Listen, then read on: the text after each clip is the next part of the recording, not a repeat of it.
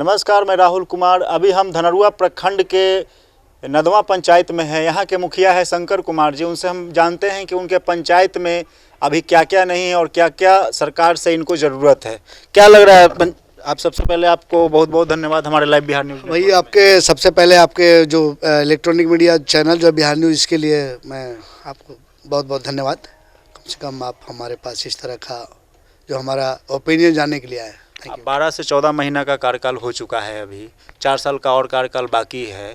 इस 12 से 14 महीना में क्या क्या आपको कमियां लग रही है? ये सबसे पहले कहना चाहेंगे कि मैं तो ये दूसरी दफ़ा हूँ, चूँकि मेरा ये 6 साल हो गया, हमारा 6 साल। ये 26 तारीख आने वाला है ना, 26 तारीख को हमारा रिजल्ट हुआ था, तो 26 तारीख को हमारे 1 साल इधर पड़ जाएगा, 5 साल पहले। तो 6 साल से हम इस ग्राम पंचायत में अभी मुखिया वर्तमान है। और सबसे पहले हमें समस्या कहाँ होता है कि जो प्रखंड में जो हम लोग जो आवेदन देते हैं, उस आवेदन पर किसी तरह का कोई कार्रवाई वगैरह उसमें नहीं होता है। जहाँ हम लोग उनको पेपर देते हैं तो बोला जाता है चलो ठीक है हम करवा देंगे सर। किस तरह का पेपर आप प्रखंड में देते हैं? जैसे एनओसी लेना है हमें ग्राम पंचायत सरकार भवन के लिए, या फिर हमारे पास उप स्वास्थ्य केंद्र के लिए जो हमें लेना होता है वो हम लोग देते हैं वहाँ पे।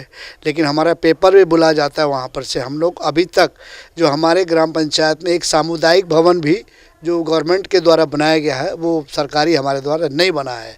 उसके बाद हमारे बैठने का भी जो जगह होता है, एक कृषि भवन है। कृषि भवन में किसी तरह से एक टेल टाल के एक रूम रखे हैं, उसी में हमारा ऑफिस चलता है। और दिक्कत क्या होता है वहाँ पे कि कृषि भवन में लाइट भी हमारे पास नहीं है। अगर बिजली ले तो किसके नाम से लें, ये दिक्कत है। हमारे पंचायत सरकार भवन नहीं है हमारे यहाँ, पीएससी नहीं है हमारे यहाँ। उसके बाद हमारे यहाँ अभी पिछले जो कार्यकाल था उसमें हमने वाटर टैंकी जो भी लगाया था हमारे यहाँ कार्यरत है। आप जाके देख सकते हैं, टाइम टू टाइम 2 घंटा सुबह, 2 घंटा दोपहर, 2 घंटा शाम को चलता है। पीएससी बोल रहे हैं कि आपके पंचायत में नहीं है, लेकिन पीएससी तो हर प्रखंड, हर पंचायत, हर प्रखंड और मतलब कि मुख्यमंत्री का एक अहम रोल है कि शिक्षा और स्वास्थ्य इसको बढ़ा कर चलना है। लेकिन आप बोल रहे हैं कि यही चीज़ आपके पंचायत में नहीं है। हमारे यहाँ ज़मीन भी है, सब कुछ है, लेकिन हमारे यहाँ नहीं है। अब तो यही अब आप कभी किए हैं? मैं अपने जो हमारे प्रभारी महोदय जो है धनरुआ में है, उनसे हमारी उनका विनय कुमार उनका नाम है। मैंने जो बैठक हुई थी उसमें भी हमने उनको बोला, तो बोले कि ठीक है आप हमको लिख करके दे दीजिए। इनके पहले रामानुज बाबू भी थे, यूपीएन सिंह थे पहले डॉक्टर, उनको भी हमने दिया था, बट लेकिन कोई कार्रवाई नहीं हुआ। तो भाई हम लोग अधीर हो जाते हैं। हम लोग जब कार्रवाई नहीं होता है तो आदमी पता है कि उस समय दिक्कत होता है कि भाई हम इतना मेहनत करके पेपर बनाते हैं, पेपर आपको देते हैं ताकि हमारा भी तो ग्राम पंचायत में हमसे भी लोग ओपिनियन पूछते हैं आप हमारे लिए क्या किए, तो हम उसको क्या बताएंगे। तो हमने प्रधानमंत्री आवास योजना जो हमने अभी 1 साल के अंदर में 200 समथिंग हमने प्रधानमंत्री आवास योजना जो दिया है वो देखने योग्य है कि जो हमारे यहाँ मांझी है, रविदास है या अन्य और जो गरीब लोग हैं उनको लाभान्वित करवाए हैं।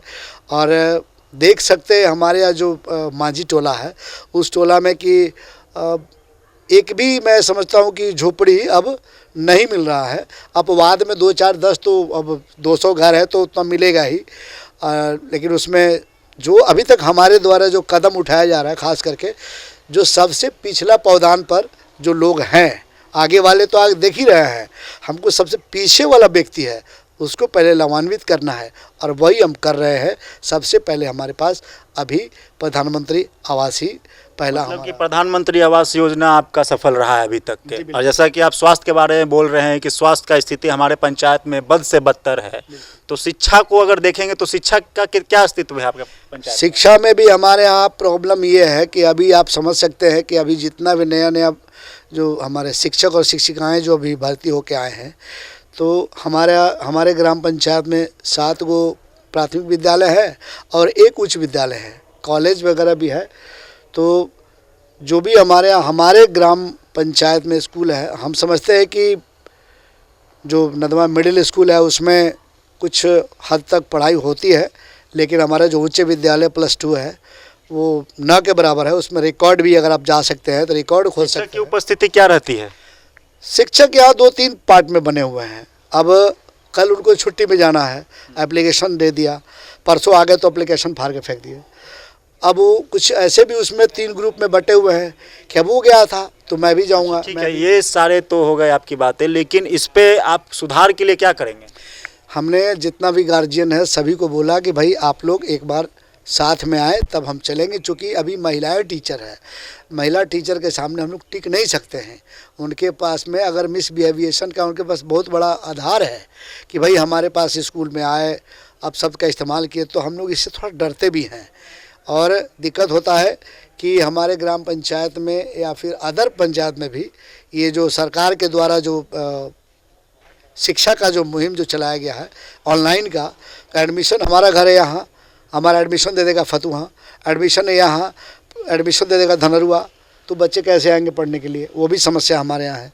तो बच्चे उससे भी हमारे यहाँ नगण्य 15-10 लड़के ही हमारे स्कूल में जो उच्च +2 विद्यालय है, 10 या 15 लड़के आप कभी भी देख सकते हैं। हमारे यहाँ शिक्षा की स्थिति नदवा विद्यालय में नगण्य है, नथिंग, जीरो। आप शिक्षा के बारे में भी यही बात बोल रहे हैं कि यहाँ बद से बदतर स्थिति है, स्वास्थ्य के बारे में भी बद से बदतर स्थिति है, तो लोगों का विकास कैसे होगा? आप एक जनप्रतिनिधि होने के कारण माननीय मुख्यमंत्री का एक नींव होता है मुखिया जो कि उसी से पंचायत चलता है, आप बता रहे हैं, तो कैसे सुधार होगा? इस 4 साल में आप क्या करेंगे कि जो सरकार के नज़र यहाँ पड़े? इसमें अभी जो ठंड का समय आ गया है, हम लोग कुछ लोग का बैठक करके, चूँकि हम लोग सबसे पहले शिक्षा समिति का चुनाव करके उन लोगों को घेरने का काम कर रहे हैं। और जितना जो हमारे जो अभी वर्तमान विधायक हैं, विधायिका, उनका भी हाई स्कूल में उनका भी रोल होता है, जो शिक्षा समिति होता है उसका भी वो होता है। पहले वो करने के बाद अभी हम लोग स्कूल में जो है शिक्षा का जो घेरने का काम कर रहे हैं। और पहले जो प्रभारी हमारे यहाँ थी, महिला थी, और उससे बोलने का हर आदमी साहस नहीं करता था। जहाँ तक कि धनरुआ का बीओ है, मैं समझता हूँ उनके पास भी साहस नहीं था।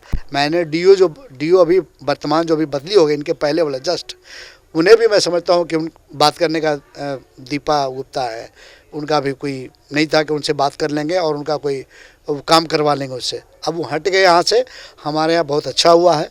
अब जो है जो स्कूल में अभी जो प्रभारी बने हैं वो 15 साल पहले जो टीचर थे वो प्रभारी बने हैं और उनको इस स्कूल से ममता है। और वो लोग अभी बहुत बढ़िया मुहिम चला के अगल बगल घर वाले को बोल रहे हैं कि भाई बच्चा को भेजिए, कोई दिक्कत यहाँ नहीं है। हम भी उनका साथ दे रहे हैं, इसमें कभी हम लोग पीछे नहीं हटेंगे ताकि हमारा स्कूल बर्बाद ना हो। हम उसी स्कूल से पढ़ के पास हुए हैं जी।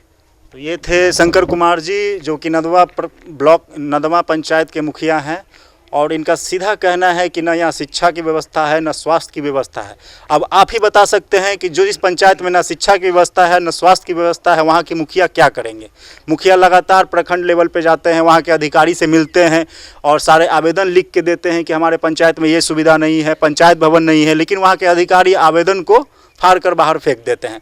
अब बताइए कि माननीय नीतीश कुमार का सपना कैसे पूरा होगा? अगर एक मुखिया अगर चाहे कि हमारा पंचायत एक विकसित पंचायत बने, तो उसमें रुकावट प्रखंड लेवल के पदाधिकारी करते हैं। सहयोगी नीरज के साथ मैं राहुल कुमार।